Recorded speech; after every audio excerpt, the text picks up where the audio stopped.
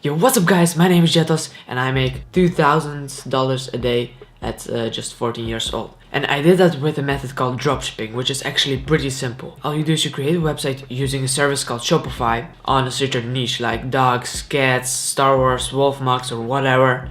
And then you find products of that niche on a Chinese website called aliexpress.com, and then you put those products on your site like those products are your own. So for example, this watch right here costs around $1 on AliExpress, and you can sell it at your own store for around 20 bucks, and then boom, you've got an instant $90 profit. And whenever someone buys something from your site, you just buy the same item on AliExpress with their shipping details. So that way you don't even have to touch the product, and the Chinese actually do all the work. Well, it's a really simple concept, and if you start right now, there's still a lot of money in this business model. If you want to know more about online business and how to set up your store and how to choose the right niche, which is really important, just go ahead and subscribe to my channel, because if you don't, you really miss out on a lot. Go ahead and subscribe and I'll help you build a full-time passive income.